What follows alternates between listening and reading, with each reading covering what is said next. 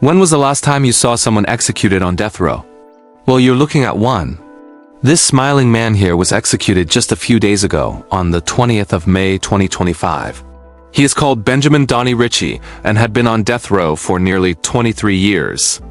On that fateful day, the state of Indiana carried out the second execution it has conducted in the last 15 years. That's long enough time for people to think they have put an end to such a dreadful tradition, but no. Benjamin just proved that it is so very much alive. But who was Benjamin Ritchie? Why was he sentenced to death? And what happened during those years he spent behind bars?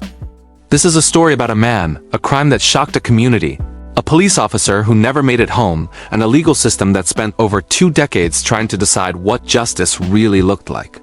Stay with me as we break this down, minute by minute. It was September 29, 2000, in Beech Grove, Indiana. Just another quiet Midwestern town. But that night turned tragic when a young man named Benjamin Ritchie, just 20 years old at the time, was fleeing police officers on foot after being caught stealing a van. Officer William Bill Toney, a respected and well-loved officer in the community, was working overtime covering for a colleague. As he chased Ritchie on foot, Ritchie turned and fired. Officer Toney was hit and fatally wounded. He never made it home to his family that night. That was a big loss to the community, his family, and the country at large. Ritchie was quickly arrested, and it didn't take long for the case to attract statewide attention. A cop killer. That could not be taken lightly. The community demanded justice. And in August 2002, Benjamin Ritchie was convicted of murder and sentenced to death on October 15, 2002. What followed was a legal marathon. Ritchie attorneys filed appeal after appeal. They argued ineffective assistance of counsel, mental health issues, violation of constitutional rights, everything they could to stop the execution. Over the next 23 years, Benjamin Ritchie would become one of the most well-known names on Indiana's death row. And throughout that time, his defense team continued to uncover more about his background details that would spark fierce debate over whether he deserved to die. Ritchie had been diagnosed with bipolar disorder in 2005. He also reportedly suffered from fetal alcohol spectrum disorder and had brain damage likely caused by exposure to lead in his early childhood. Experts testified that his mental impairments severely affected his decision-making abilities. Still, courts continued to uphold his sentence. The appeals were exhausted.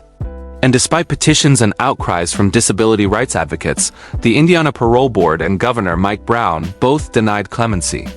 Benjamin's life on death row was complex. Behind the prison walls of Indiana State Prison in Michigan City, he spent 2 decades largely cut off from the outside world. But one relationship made headlines. A woman from Sweden fell in love with Jim. She became captivated by Ritchie after watching a documentary about death row inmates. She wrote him letters and had series of talks. They developed a friendship that turned into a 4-year romantic relationship. She visited him in prison. They even talked about escaping together, although that plan never materialized. Their relationship gave him a lot of hope. She would visit him several times and would be given extra hours as an overseas visitor. She'd spend days with Ritchie and stay up till 4 p.m. Sadly, their relationship ended, and she later struggled with addiction before recovering and starting a family of her own. But that chapter of Ritchie's life added another layer to the enigma of the man behind the crime. Ritchie clearly hoped for a better life. In the days leading up to his execution, Ritchie reportedly grew quiet. He stopped appealing. Maybe he accepted his fate.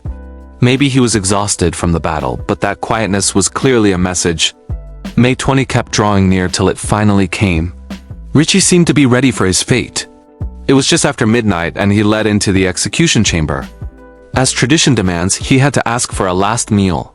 He asked for the tour of Italy from Olive Garden fettuccine alfredo, lasagna, and chicken parmigiana.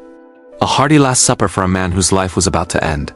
He didn't cry, and when it was time to say his last words, he said, "I love my family, my friends, and all the support I've gotten. I hope that they all find peace." This was a brief yet heartfelt message, as he clearly showed he was tired of fighting and acknowledged the role his friends and family had played in helping him get pardoned. The execution started a few minutes after midnight, and at 12:46 a.m., he was pronounced dead. There were no media witnesses, as the law of Indiana forbids media to be a part of the death row. Officer Toney expressed relief after seeing that justice had been served. On the other hand, The disability rights advocates and anti-death row groups were totally heartbroken. It was a tragedy for Rem. They argued that Ritchie's execution ignored decades of scientific understanding about how brain damage, fetal alcohol syndrome, and mental illness impair judgment. They also pointed out the troubling secrecy surrounding executions in Indiana, which allows no press observers. Calls for reform have only grown louder since this case has been opened up more conversations about death penalty in America. A troubled young man makes a fatal mistake. An officer dies and the law says the young man has to die too. Really complicated, but that's it. Subscribe to our channel because every day you'll be receiving a new catchy story. Thank you for watching.